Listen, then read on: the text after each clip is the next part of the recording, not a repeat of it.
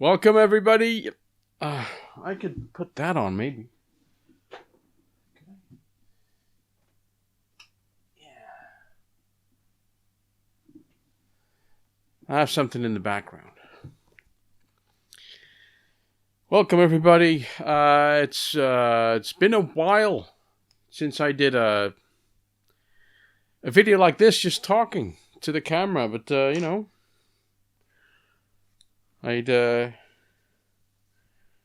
wouldn't want anyone to feel left out of the loop of all the interesting things that I've been doing.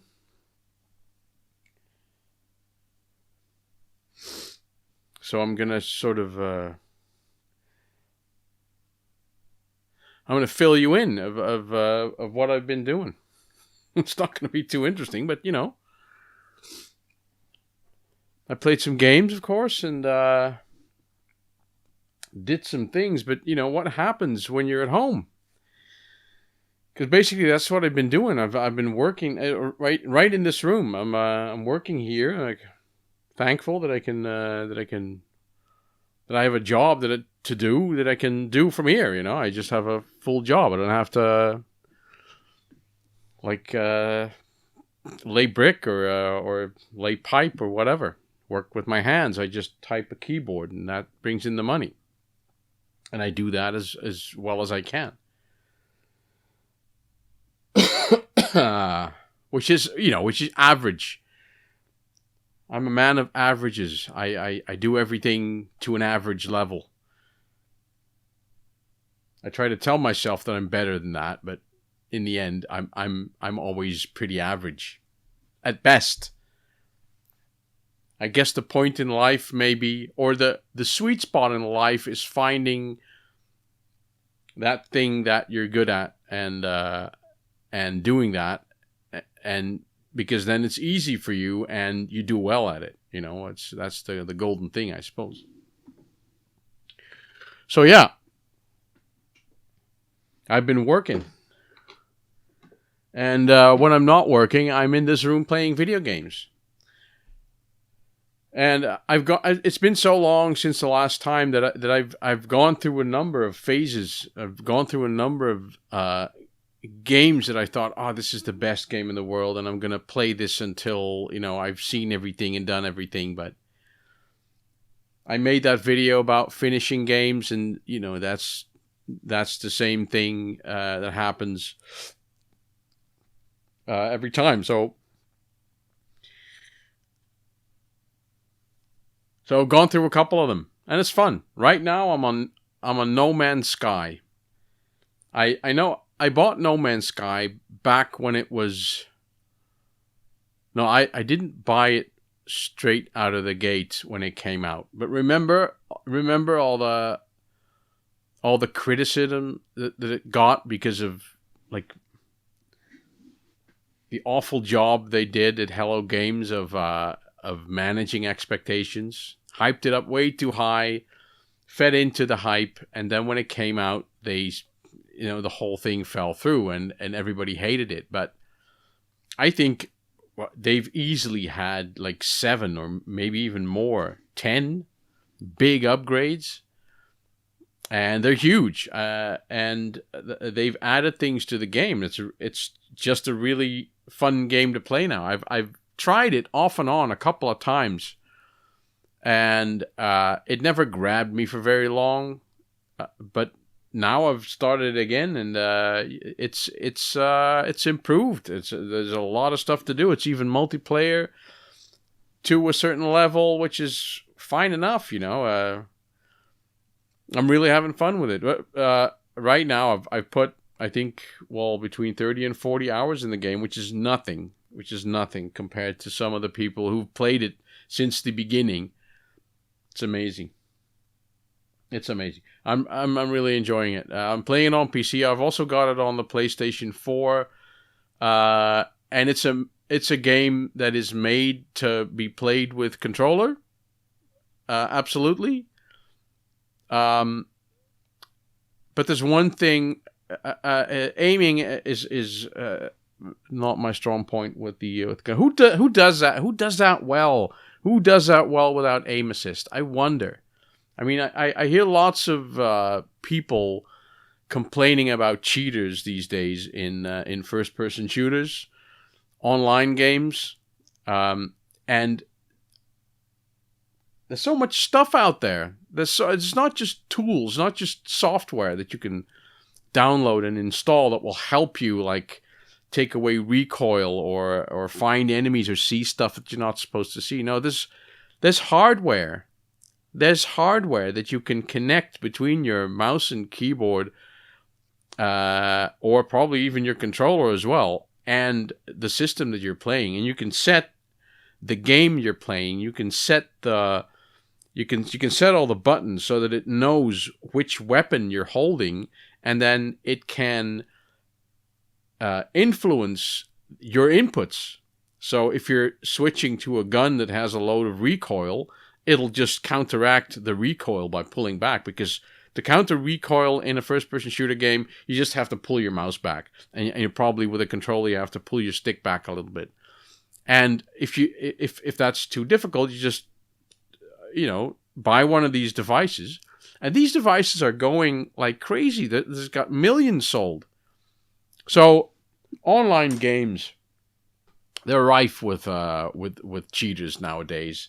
And it's not even, I mean, the hardware cheats you can't even detect with like BattleNet or whatever, BattleEye or whatever you have to find out cheaters. You would have to analyze the inputs.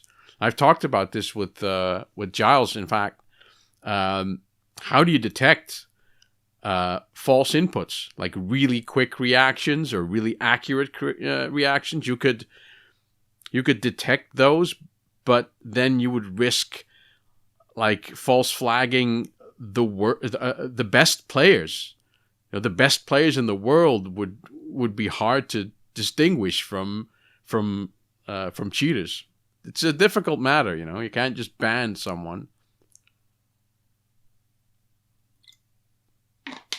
Anyway,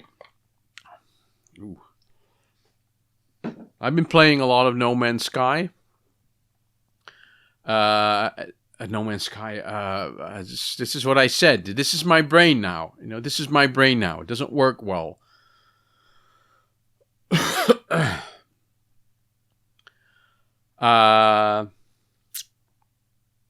PlayerUnknown, PUBG. PlayerUnknown's Battlegrounds. I've put 150 odd hours in that. And it's true what they say is that after about 100 hours, you sort of start to warm up, right? So you get a feel for where you have to be, where everyone else goes naturally, how to position yourself a little bit, and you sort of learn. I mean, I'm a slow learner. Learn the guns, maybe some people are faster at it,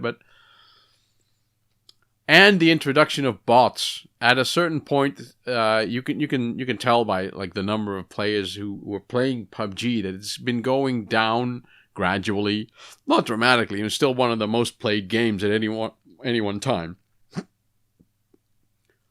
But as the player numbers drop, you get to spend, you have to spend more time in the lobby until there's 100 players added to your game. So what they decided to do is to add bots.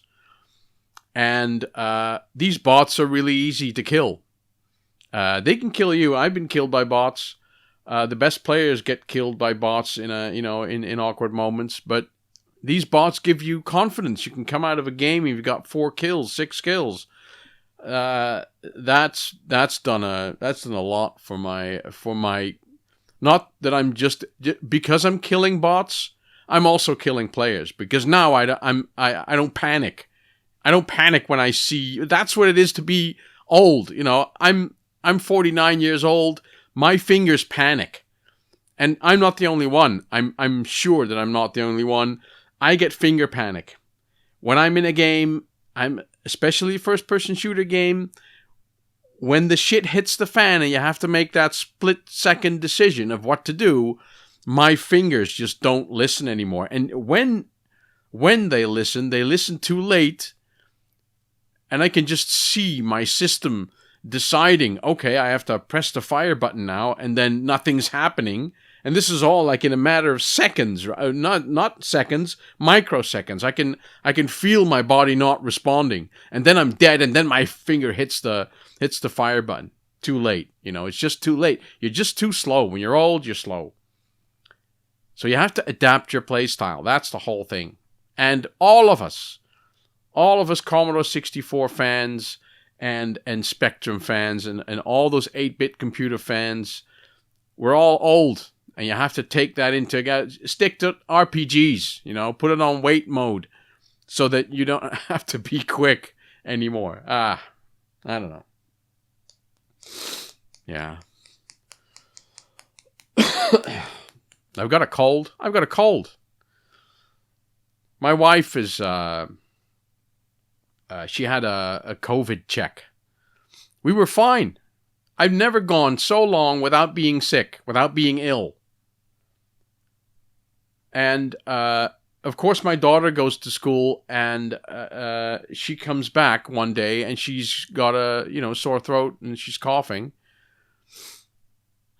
That was on Friday. On Sunday, she's fine, and Monday she goes back to school, and then we both get sick.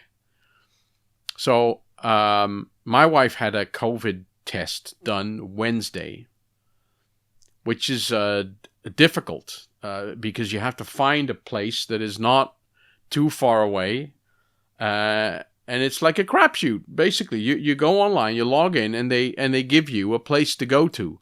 And if it's a 1.5 hour drive, what you do is just press refresh for a while until a place comes available that's closer to you.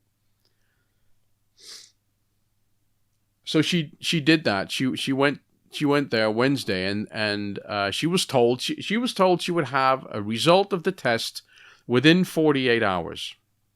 If she had COVID, she would get a call, and she would, in any case, be notified by email or by text what the result of the test was, positive or negative. 72 hours ago, nothing's happened. We still know nothing. I mean, it's a common cold. I'm pretty sure it's like the first common cold. What I never thought would happen, or what I thought would happen less, now that we're all staying at home and wearing masks and trying to be careful, I thought that the common cold wouldn't get a chance this year. But you can just see how easy it is. How easy it is to get infected. I got infected because my daughter got infected. And it just happens. It happens before you know it. And that's the whole thing with the mask wearing and the whole. It happens before you know it. And we could say, we don't care. Let just people get sick, and let's get over with it. That's all fine when you're not the one who's dying. If you or someone you love is dying, then it's a whole different story.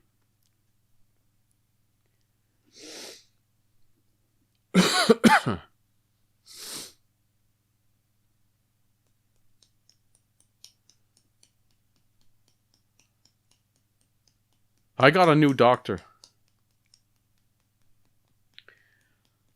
My old doctor, they quit. They were old enough, I guess, to retire, or they're still doing something. Anyway, they're no longer my doctor.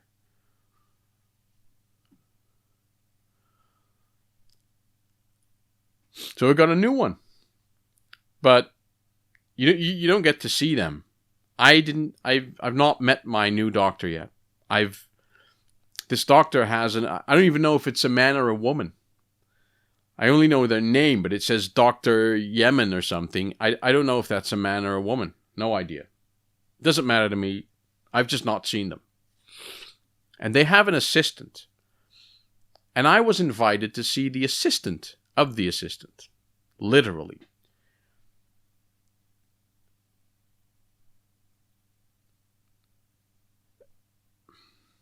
So the previous doctor, I've been through things with that doctor. They decided that I had diabetes, and they checked my blood pressure, and they gave me pills for blood pressure, and then the diabetes came, and they said, well, you do this and do that, and let's check, and I did that for a long time, and they were really positive about the results. I lost a lot of weight. My cholesterol was going well. My blood pressure was under control with the pills. You're doing very well. Thank you. And God bless and whatever. And thanks for being a nice patient. And now we're off. So now you get a new doctor. And what happens? This new doctor has no idea. They can read like the book on your, they can read your record. But that doesn't mean, that means that you're a new patient to them. It's like going to the dentist, I go to the dentist and then I go to like someone who does nothing but remove plaque, like a mouth hygienist. And I swear that every time I go in for an appointment, which is twice a year, every time I go in, I see a new face, which is fine. I like seeing the same face when I go in there because, let's face it, you got people with sharp tools in your mouth, and I want to be, I feel more comfortable knowing the person from last time. And each dentist and each mouth hygienist has their own style. Some are very thorough and rough. Some are very, they're very gentle, and some take a very long time. Some are very fast. They all have their different styles. So now I have a new one every time. But the worst thing about having a new one every time is that they treat you like a new patient. Well, they're the new ones, and I'm getting the how to brush my teeth speech again. And they come out with a little card to show me how much my gums are bleeding. And then, show me how you brush your teeth, and I want to, and then they give you the mirror again to fuck off. I've been here many times. You're the new guy. I don't want to have the new conversation again. I don't want to go through the new patient stuff again. So this doctor's the same thing. Let's look at your blood pressure. Well, you can't take my blood pressure. When you take my blood pressure, I get an internal panic. As soon as I feel that arm throbbing, my heart rate goes up. And that's exactly the moment that they measure your heart rate, or your blood pressure. My blood pressure goes up, definitely. And I think it's what is the systolic pressure, like the high one, it goes up to 180. Ooh, that's very high. That's very high. So I said, don't worry. I know my own system. I don't have that blood pressure. I have my pills. I used to measure my blood pressure once a week. It was like a steady below 140. It's fine. If you're testing me now because you think I'm a new patient and you're thinking, it's 180. So don't worry. Okay, so let's do another test then next time. And why don't you come in like halfway through the month and have like a half-hour test? And, oh my God, here we go again. She wants to push new pills on me. I already told her I'm not gonna take new pills because you think I have a high blood pressure, because I don't. So I've now bought. I don't have it yet, but I've now bought one of those machines for measuring at home. And hopefully I'm right. I'm going to measure my blood pressure and show her that it's below 140 when I measure it. It's not fun. I take 5 pills a day now. That's not okay. It's not normal. I don't think my dad takes that many pills. Bullshit. Anyway, it's good to be back on YouTube. I'll tell you one good thing about the ads that they put in now, right? There's this, some of the openings that people have.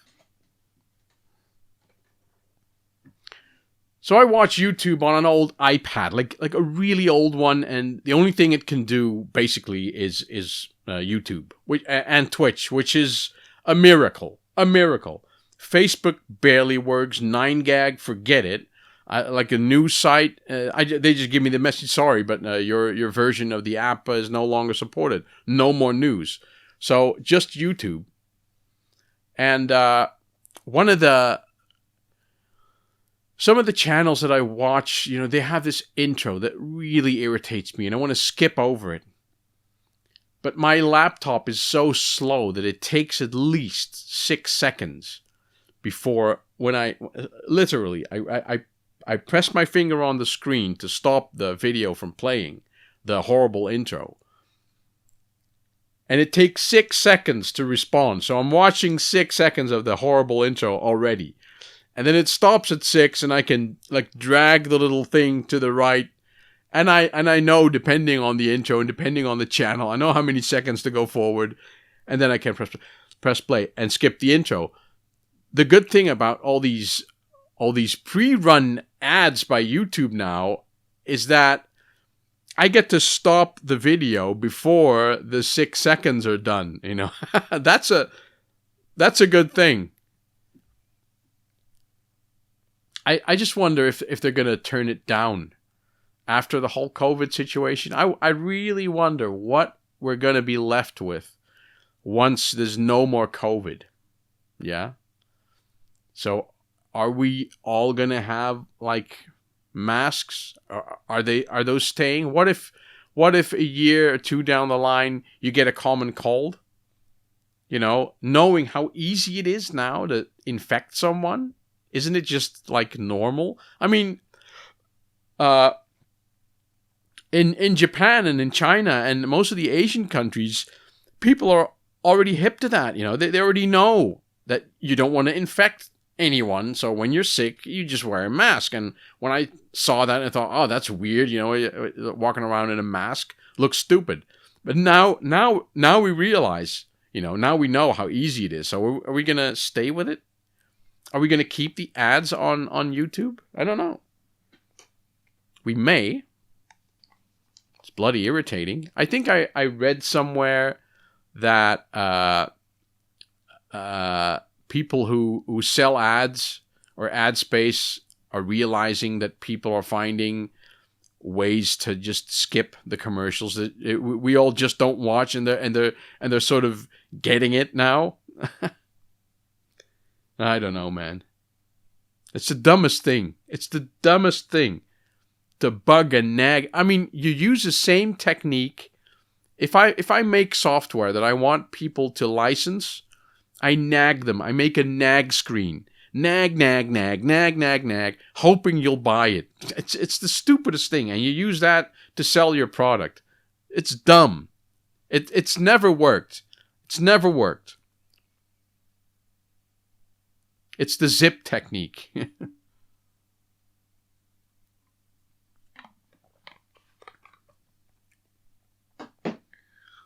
Anyway, so here's a game I've been playing. Not Final Fantasy. Chrono Trigger. I bought this. I remember buying this from a US or a Canadian store. It's like the Final Fantasy Chronicles and Chrono Trigger combination. And it arrived, and I realized I didn't even have a PlayStation 1 to play this on because all mine were region locked. I have 4 PlayStation 1s sitting there, and I bought one specifically to play that. And I never really did. So I've started playing that. I think the first bit of the story is the queen is missing, save the queen. I've done that. It's not bad. It's also available on Steam, by the way. And it's also available on 3DS or on the DS. Unaffordable. Chrono Trigger on the DS, unaffordable. You can get a Japanese copy for the Super NES for nothing, but you know it's Japanese. But I'm playing Chrono Trigger. And you think every RPG fan I know says, "Oh, I've played that." Only a couple.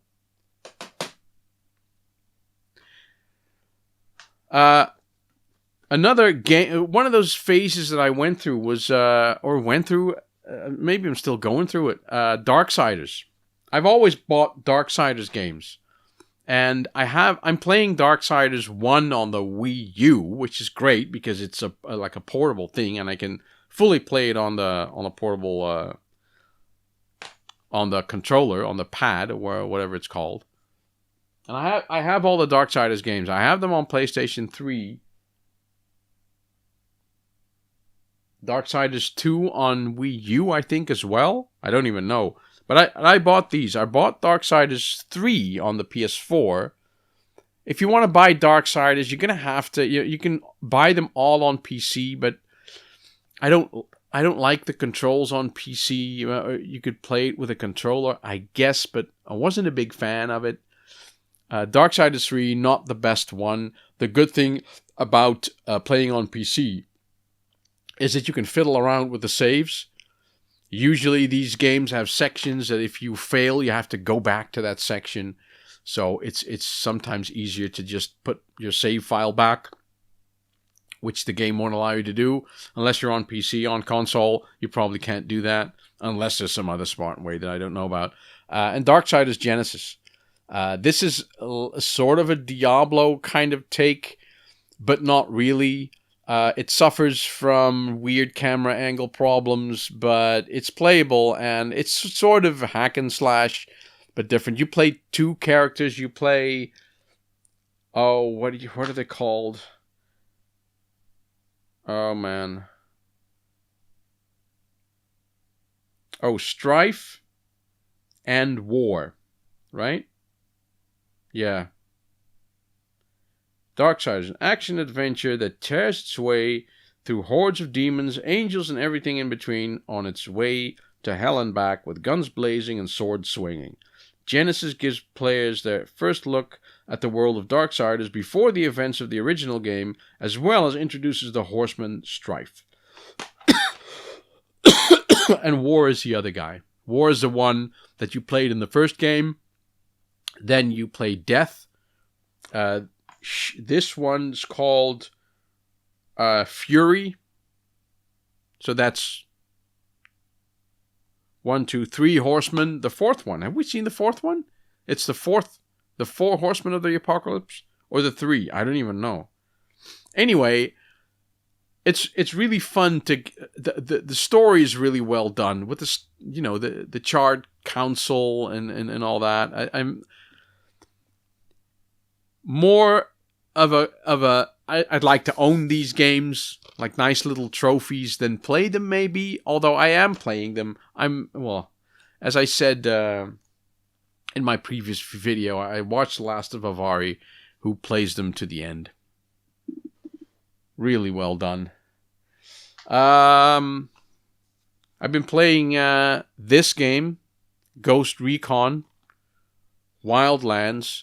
Great game. I really love it. But it's so big, such a big game. It's just such a big map. I've cleared like 2 areas, and I keep running into enemies and thinking, oh, I have to kill them, and then I spend another few minutes on them, and then I walk a little bit, and then those more enemies, and then they see you if you're trying to hide. It just keeps. I really have to focus on do this thing, do that thing, and just don't get distracted by anything else. And some of the missions are really tough, even now, even in the beginning of the game. But I've got the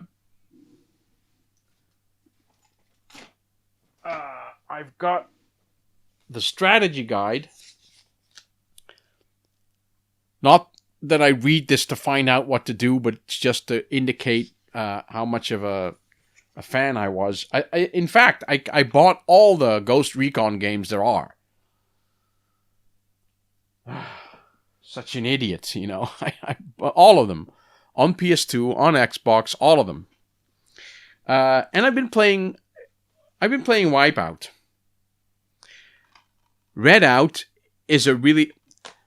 What it is with the Wipeout, there was FX0 on the SNES, and I think Nintendo and Sega did a gravity racing game.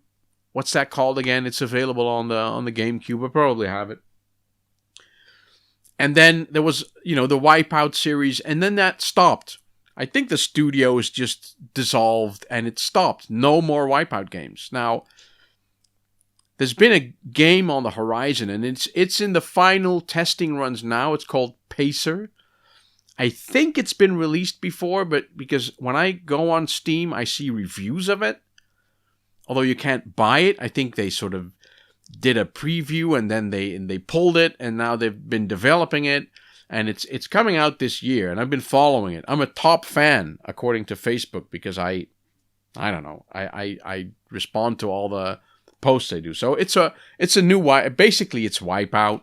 It's got a few different things. You can select your own weapons instead of randomly getting the one you pick up.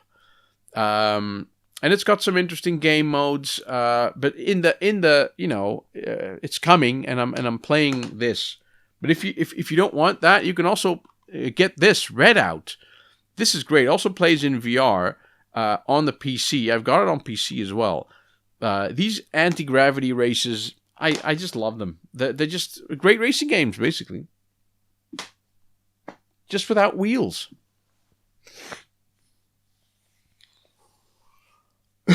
So that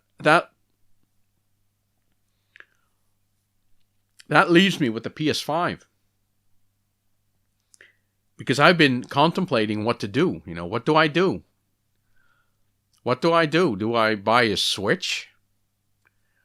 And I realized I would only buy a Switch because I like the hardware. I went to the store and I went online and I looked at the games that I might want to have, like, the Breath of the Wild game, of course, and Xenoblade Chronicles, but they're all fucking expensive.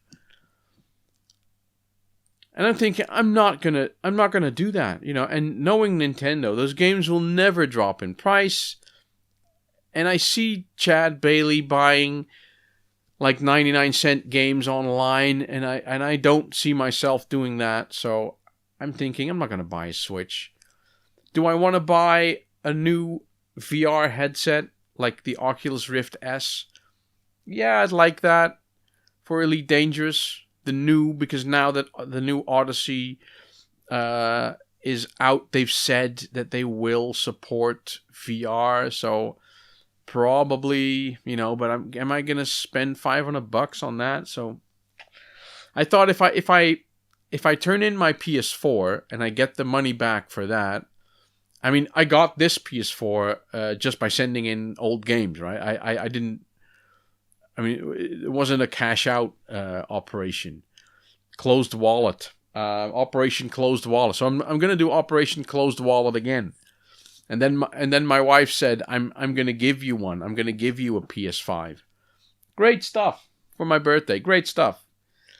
It's my birthday in November, but it's snowball's chance in hell that it's going to be available to me this year.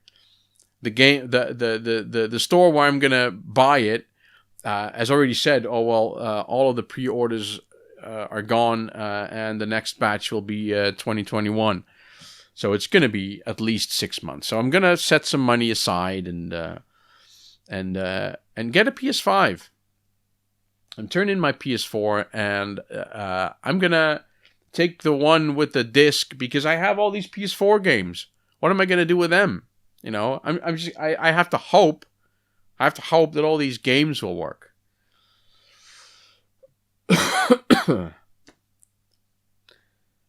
They might not, but I don't want to be an early adopter either, because what's going to happen is that everyone's going to get the first one.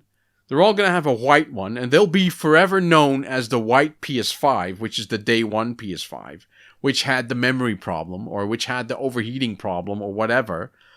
And then there's going to be black ones, and there's going to be gray ones, and there's going to be green and blue ones, and you're going to be able to buy those, and they'll have a little bit more memory, or they'll have more speed, or they'll be much cooler, or much quieter, and there'll be a light one. You don't want the first version. Believe me. I'm not going to get it anyway. I know that for sure. And sometimes when you bet on old technology, you fail. Because I'm telling you, I've had these headphones These, I don't even know the brand anymore.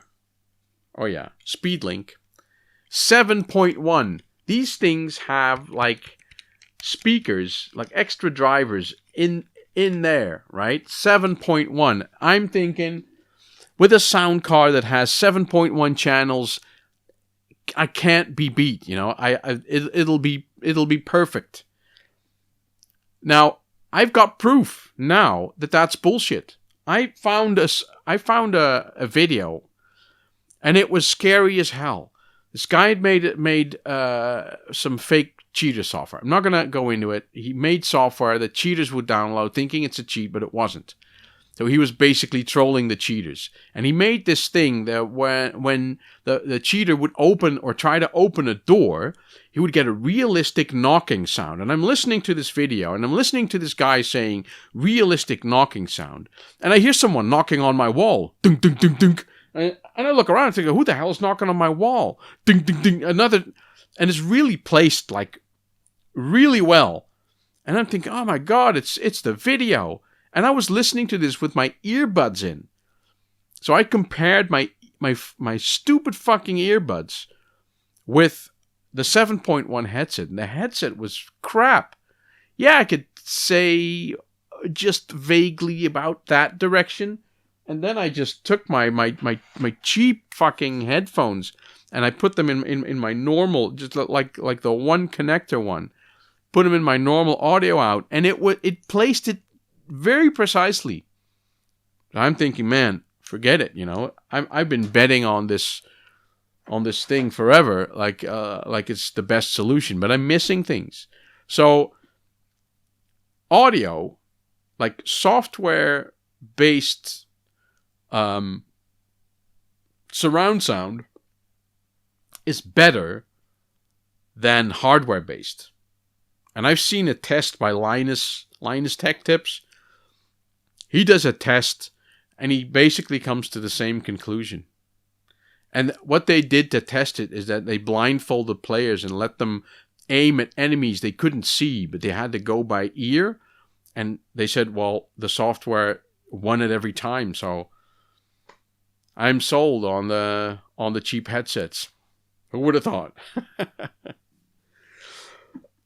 Anyway, I'm done before my battery. I haven't filmed for so long. My battery's been red since I've been filming. So I don't know how long it's been. Maybe it's been an hour, maybe not. I'm going to thank you for watching, and I will see you next time. Bye-bye.